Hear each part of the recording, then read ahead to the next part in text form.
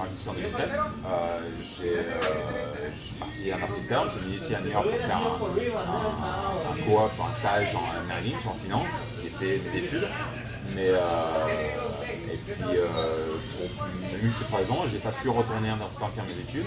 Et donc, je suis tombé dans la restauration sans vraiment savoir comment partir. Et quand j'ai su que je ne pouvais pas rentrer dans la restauration, il fallait que je vraiment trouver un boulot qui avait une direction plus carrière ou plus de potentiel. Et le propriétaire des restaurants pour qui j'étais serveur cherchait un vendeur en pâtisserie pour une entreprise qui venait d'investir. Et le mot que j'ai entendu dire, c'est qu'il cherchait un jeune français qui avait faim. Alors je suis parti le voir, il ne me connaissait pas, je ne connaissais pas, et je suis parti le voir, je lui ai dit, je suis jeune, je suis français, j'ai faim. Et il m'a dit, ok, vas-y, il m'a donné ma chance à ce niveau-là. Par contre, 3 mois plus tard, ça m'a pas trop réussi, je suis pas très bon vendeur, mais il a accroché sur mon approche initiale. Et il m'a donné cette chance justement de me prouver. Il m'a pris de côté, il m'a dit, Edouard, bon, tu viens de trouver 2 clients pour moi, ça se voit que c'est pas trop ton truc, mais tu m'as pas l'air bête, qu'est-ce que tu peux faire pour moi? Et c'est cette chance qui m'a permis de me prouver que je pouvais peut-être faire quelque chose d'autre. Et je lui ai dit, je connaissais pas l'informatique, et je lui ai dit, je vois votre système informatique, il est un peu vieux, vous payez un sous-traitant, je peux vous le nettoyer et vous remplacer vos sous-traitants. Il m'a dit, ok, vas-y, je te donne quelques mois, fais-le. Et donc je l'ai fait. Et après 2 mois, j'avais nettoyé le système informatique, et puis ça c'était donc en novembre 2008. Et en février 2009, à la période du Super Bowl, le graphiste est parti en vacances, et dans le bureau, ils m'ont demandé, Edouard, est-ce que tu connais Photoshop? Et j'aurais dit oui, sans vraiment avoir jamais touché, quoi. J'ai juste dit oui, quoi. Et ils m'ont dit, il nous faut un poster. Et je l'ai fait. À ce jour, c'est un de mes meilleurs posters. Et en fait, 6 mois après ça, j'ai remplacé le graphiste. Donc j'avais remplacé le sous-traitant informatique, j'ai remplacé le graphiste. Et de par le graphisme, ça commence à toucher un peu de marketing, promotion et tout. Et les 2-3 années qui suivaient, j'ai commencé à donc, prendre en main tout ce qui est communication, marketing, graphisme, informatique, événementiel, pour un groupe de 5 restaurants français à New York qui sont là depuis 20 ans.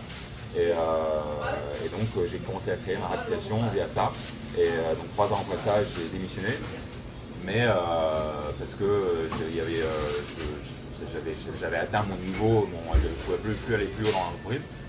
Et c'est là où un de mes amis du CFAM aussi, Johan Gozzetti, m'a demandé de le rejoindre dans une nouvelle aventure de lancement d'une branche américaine d'un grand facteur italien de café pour mettre en place, développer leur infrastructure américaine. Et donc Johan, lui, il a consulté au niveau vente et mise en place de l'entreprise.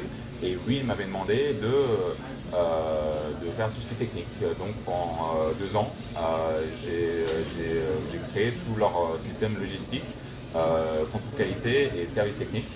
Et donc de rien en fait, parce qu'ils n'avaient jamais fait ça avant. Eux, la compagnie italienne de café, ils distribuaient du café, mais en gros, par palette quoi. Ils n'avaient jamais distribué directement aux clients, au restaurant et tout.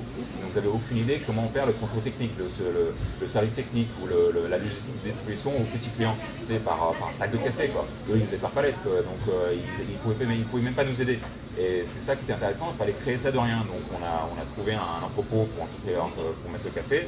J'ai mis en place tout le système de logistique, de quantité de café, tout en fait. Et tu n'avais jamais fait ça avant?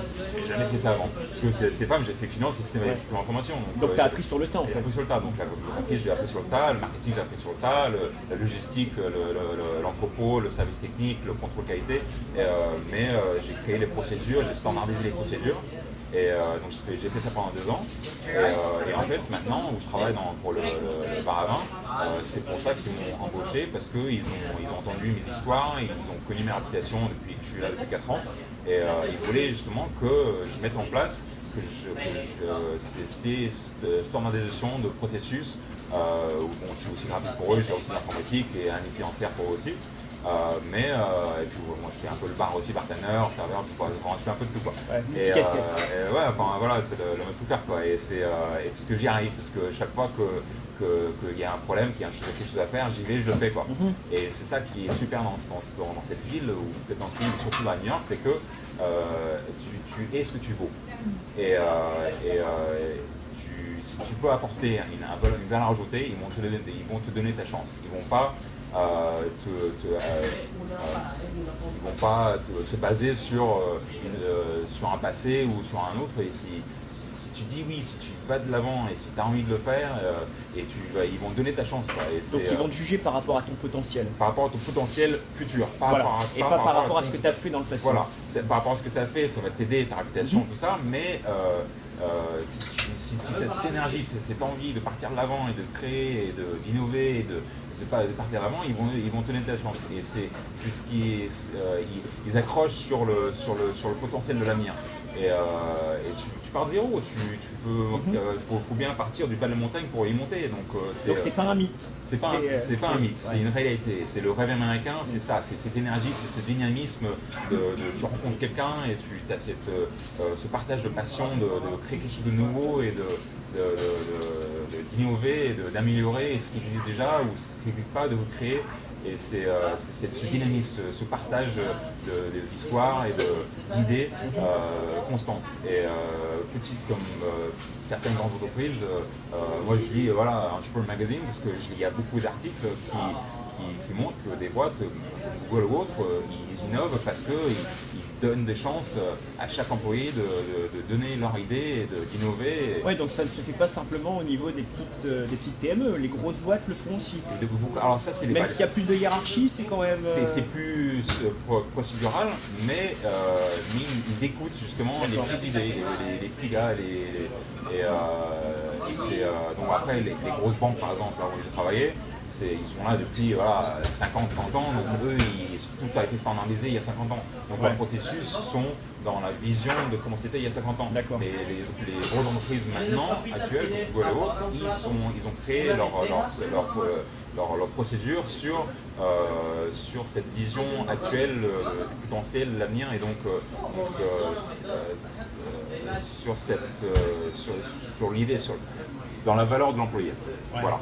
La différence d'une entreprise, c'est la valeur de l'employé. Et ça, ils le comprennent. Et donc, ils savent qu'il faut demander à l'employé ce qu'il en pense, que c'est le gars, c'est le petit employé qui est en contact avec le client, qui sait ce que le client veut. C'est pas le grand patron qui n'a jamais été en contact avec le client qui va savoir ce que le client veut. Et donc, nous, par exemple, dans bar à vin, on demande constamment aux partenaires ou aux serveurs ce que le client dit, le retour qu'il a. Je suis en train de refaire le menu et on a la moitié du contenu du menu, c'est le serveur qui nous a dit voilà, le client il veut un menu au bain, il aime bien ce produit-là. On analyse bien sûr les chiffres des ventes. On a une daube qui est numéro 1, mais c'est pas pour autant qu'on va délaisser l'autre, que peut-être que les gens ils achètent moins, mais ça inspire justement la philosophie de l'entreprise. Et on sait ce qui marche pas, et vu que c'est un projet beaucoup plus gros à créer une franchise, il faut qu'on sache où est la valeur, la fondation de la valeur de l'entreprise, même si certains produits vendent plus que d'autres, il faut savoir sur quelle valeur les clients les accrochent. Et ça, c'est ce que le client est roi, et c'est à tellement de niveaux. Donc on écoute vraiment, tout est tourné autour du client. Okay. Ça c'est très important, et c'est tout dans la communication, le client, tout c'est l'interpersonnel. Et si tu commences à un moment donné, bon ça fait quelques heures, mais à un moment donné on commençait à perdre justement ce contact avec le client, et tout de suite on s'est rattrapé, on s'est dit qu'est-ce qu'on fait quoi. On est en train de régler nos problèmes, nous dans le bureau, à régler nos petits problèmes, mais et on commence à délaisser le client, mais si on commence à délaisser le client il va plus revenir. Et on a oublié nos problèmes, on va les régler plus tard, pendant plus de temps, quand les clients vont venir, mais là pour l'instant c'est vraiment le client quoi. Et donc on est tout le temps là à accueillir les clients, les propriétaires et moi, on est là à ouvrir la porte aux clients, les faire venir et qu'on peut communiquer avec eux. On fait on va vers les hôtels, on communique avec les gens, mais on ne va pas envoyer un petit gars du larbleur pour aller donner des flyers dans la rue. Non, c'est nous qui le faisons. Nous, les trois propriétaires à moi, on va aller dans la rue donner des flyers aux gens pour voir leur réaction par rapport petites cartes qu'on leur donner, parce que le petit Mexicain il va juste leur donner, ils s'en foutent. Ou qui d'autre. Mais si nous on va voir un client et puis on leur parle, on va avoir du prospecting, Je ne sais plus non plus en France. mais si on va dans la rue, dans un croisement de rue et qu'on donne ces petits flyers, on voit la réaction des gens. Ah putain, ça m'a l'air pas mal ça. Ou un gars qui va jeter la poubelle tout de suite. Et tu vois la réaction tout de suite. Ouais. Et après, tu vois comment tu peux améliorer. Peut-être que en fait, le flyer, on aurait pu mettre en gros paravent, ou on peut changer quelque chose, ou voir le premier mot qui accroche, ou peut-être que l'image, pas mal cette image, ou pas mal le paravent, et puis tu leur parles, tu fais et ça, si tu oublies ce relationnel, que ce soit au niveau business, relationnel avec le client, ou relationnel pour créer le business avec des partenariats et autres, tu crées le potentiel. Et ça, à New York, c'est beaucoup dans le relationnel. Donc, je pense que et au niveau des offres d'emploi, ça circule beaucoup par on va dire les voies bureaucratiques, c'est-à-dire je mets une annonce sur un job board et puis j'attends d'avoir des réponses, ou ça marche beaucoup par réseau? Les deux. Faut pas oublier, faut faire les deux en fait. Il y en a qui vont se dire que je vais aller sur Craigslist et je vais choper Joe Smith, le gars standard, parce que Craigslist, il y a beaucoup de gens qui font Craigslist pour les boulots, mais voilà, il y a certaines personnes qui vont aller sur Monster Jobs, sur Yahoo Jobs, et peut-être qu'il y a un pote d'un pote qui cherche un boulot, mais qui est le gars qu'il te faut. Et il ne faut délaisser aucune avenue parce qu'il est potentiel partout. Et, même dans les grosses structures, genre les grosses banques, etc., ça marche aussi par réseau ou c'est beaucoup plus... Alors les banques, eux, ils vont aller dans plus standard, donc ils vont le poster sur leur site par exemple. Des fois, ils vont avoir une section job offers. Où ils vont aller via des recruiters, des boîtes qui sont payées pour justement chercher les gens. Ça dépend quel type de personnel ils cherchent. Mais pour moi, franchement, il faut pas délaisser, il faut pas oublier chaque avenue a un potentiel. Et ça, je pense que c'est important de ne pas oublier. Tout autant que tu donnes une chance à n'importe qui, donner une chance à n'importe quelle plateforme pour trouver quelqu'un. Parce que tu peux en trouver n'importe où. Ils sont partout les gens. C'est que ce soit le relationnel ou sur un site. Et là-dessus, les recruteurs américains sont beaucoup plus ouverts dans le sens où ils sont prêts à essayer des choses nouvelles qui n'ont pas encore fait leur preuve, juste pour tester, pour voir si... Alors si l'entreprise par exemple va chercher principalement sur des sites internet comme Yahoo Jobs ou autre, ils vont se baser sur le CV. Et le CV, c'est dur. Mais par exemple, une entreprise, un recruiting company, une entreprise qui est payée pour ça, eux, ils vont aller plus dans le relationnel.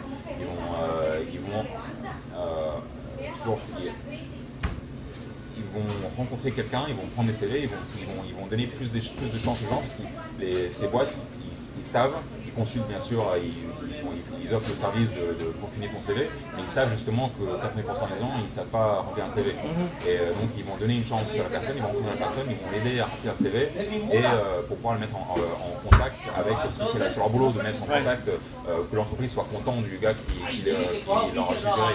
Donc eux, ils vont aider plus humainement à mettre en contact, mais ça implique que tu rencontres quelqu'un, c'est pas il n'y a aucune c'est pas quantifié le côté humain du truc, c'est tout dans un employé d'un recruiting company va rentrer en contact avec une entreprise qui cherche quelqu'un et lui il va rencontrer 50 personnes et il va savoir humainement, il va juger c'est pas un algorithme qui peut faire ça. C'est pas un algorithme. Pour moi, tout est quantifiable, c'est avec plus ou moins de travail. Mais c'est vrai que pour l'instant, c'est des grosses boîtes et c'est très cher en fait. C'est pour ça que ces entreprises qui ont recours à ces recruiting companies, en général, ça va être pour des postes plus élevés. Mais une entreprise qui cherche un stagiaire ou en général aller via le moyen le moins cher quoi. Et donc ça va être Craigslist ou Yahoo Jobs ou tout ça, où ça va être basé sur un CV, mais ils vont souvent délaisser justement ce côté relationnel. Et ils vont pas parler à leurs potes, ils vont pas en mettre sur Facebook, on cherche un gars, parlez-nous. Nous si on cherche un employé, on va mettre sur notre Facebook, on va parler à tous nos potes, on va mettre il y a tous les avenues possibles parce qu'on sait que il y a toujours des gens qui cherchent du boulot et ils sont moi, si je cherche un boulot, moi je vais aller sur Craigslist. Mon pote, lui, si il cherche un boulot, il va parler à ses potes. Un autre pote qui cherche un boulot, il va aller sur Yahoo Jobs. Et chacun ses plateformes pour chercher un boulot. Et donc, pourquoi est-ce qu'une entreprise devrait se limiter aussi à une certaine. Tout exemple, moi, je vais sur Craigslist, mais je devrais peut-être, si je cherche un boulot, chercher la renseignage, aller sur Yahoo Jobs et tout ça. Et c'est dans le même sens, si une entreprise devrait chercher dans tous les avis. Ouais. Et je pense que si tu cherches un employé, il faut vraiment t'ouvrir l'esprit Et à ton donc, potentiel. on va dire que d'un point de vue général, les recruteurs américains, donc quand je dis les recruteurs, c'est les DRH, hein, c'est pas forcément les spécialistes, les agences de recrutement. Tout à l'heure, tu nous as dit qu'un employeur avait tendance à faire beaucoup plus facilement confiance en Europe à un salarié par rapport à son potentiel. D'accord? Donc voilà, tu vas te demander si tu sais faire ça, tu vas lui dire oui, tu vas lui inspirer confiance, il va te donner ta chance. D'accord? Est-ce qu'au niveau des méthodes, des outils qui vont être utilisés pour le recrutement, ça va être la même chose? Ce que je veux dire, c'est est-ce qu'un DRH va être plutôt OK à essayer un nouveau modèle de recrutement qui est juste à l'état naissant, même si justement, même si ce concept n'a pas encore fait ses preuves. Ou est-ce qu'il va vouloir, bah voilà, j'ai l'habitude, j'utilise ça, bah je reste là-dessus et je ne veux pas essayer quelque chose d'autre? Non, ils sont plus ouverts à des idées nouvelles pour. En fait, c'est un marché très efficace. Ouais. Et donc, c'est tout On essaye, ça marche, on continue, ça marche pas, on arrête. Voilà. Et donc, ils vont très facilement justement aborder des techniques nouvelles pour justement essayer de trouver le moyen le plus efficace de trouver un employé qui rentre dans le moule qu'ils veulent, quoi. Et donc, par exemple, moi j'avais travaillé à General Electric à Paris et ils ont des tests psychologiques pour déterminer ton potentiel d'embauche. Mais c'est très poussé, ils perdent ce côté humain contact en fait. Ils ont standardisé ça. Bon, c'est une grosse entreprise qui a 100 ans. C'est dur de faire approuver un changement comme ça. Mais des boîtes comme Google, sur Google Point, mais bon, c'est une référence connue. Ils ont un processus d'embauche qui est beaucoup plus humain et ils vont t'exposer, te mettre en situation pour voir comment tu vas réagir. Et en fait, ils veulent voir ta capacité à prendre un problème en main, pour partir de l'avant. Parce qu'eux, ils cherchent ça en fait. Ils cherchent quelqu'un qui va prendre un problème en main, qui va vouloir innover. Parce que c'est comme ça que Google les innove, parce qu'ils ont des employés qui innovent. Et c'est pas que les patrons qui innovent, c'est les employés qui innovent. C'est pour ça que Google, tout le monde adore, parce que ils ont toujours des idées, ils achètent des petites entreprises qui ont des super idées, ils embauchent des gens qui ont des super idées. Et donc ils vont te mettre en situation. Et en fait, dans un interview, ils cherchent pas forcément du charisme, mais un certain intellect qui est constructif, qui est créatif. Et c'est pour ça que ça marche. Et beaucoup d'entreprises, ils vont en fait, tu peux être timide, petit, tu sais, un peu, ils ne peuvent pas beaucoup parler, mais ils vont te poser une question, même si tu réponds un peu en nous voyant, mais ce qu'ils veulent voir, c'est le résultat en fait. Moi, à une époque, j'étais extrêmement timide, je faisais tout de mon côté, à New York, moi, ça m'a plus épanoui, mais j'avais toujours cette idée de vouloir faire plus, et donc même si j'en parlais pas tout de suite, je le faisais, et puis après les gens me disaient, tu vois ce que j'ai fait, et je dis, ça va, voilà, mais en fait ils adoraient quoi. Et j'ai toujours eu cette mentalité d'innover, d'aller de l'avant et de voir plus. Donc l'avenir m'a donné plus de confort en moi-même, plus de confiance. Mais j'ai toujours été comme ça en fait. Et c'est pour ça que là je suis dans la voie de la réussite parce que j'ai cette envie de faire plus. On me demande de faire un truc, j'ai jamais touché Photoshop, je leur ai dit oui, j'ai jamais pas fait ci, j'ai dit oui, c'est parce que j'ai envie de le faire. Alors bon, j'aurais pu foirer et j'aurais pu ne pas y arriver, mais bon, ils m'auraient pas engueulé, ils m'auraient pas viré pour ça, ils m'ont dit bon, à moins que ça aurait coûté de l'argent, mais je vais essayer, je vais le faire. Et c'est là où ils accrochent sur l'envie de le faire. Et c'est parce que c'est ça qu'il faut, quoi. Si tu n'as pas envie de le faire, bah, tu vas pas avancer. Il faut avoir envie d'avancer pour avancer. Et vu que, comme je dis, c'est un marché qui est très efficace, il faut prendre un minimum de risque ou prendre un pas en avant pour avancer. Et c'est pas en tournant en rond, en faisant la même chose, tu vas avancer. Et c'est ça que j'aime bien ici. C'est efficace, c'est tout simplement c'est efficace. C'est complet, c'est efficace, c'est relationnel, c'est partir de l'avant, c'est innovateur, c'est une énergie positive. Et les gens ils accrochent là-dessus, ils accrochent sur cette énergie positive de vouloir faire plus, de vouloir partir de l'avant, de vouloir innover, de vouloir faire plus. Ne pas se baser sur les acquis, ne pas se baser sur un passé, ne pas se baser sur un nom de ci, ou c'est juste tu es qui tu es maintenant, tu es ce que tu peux offrir maintenant. Génial.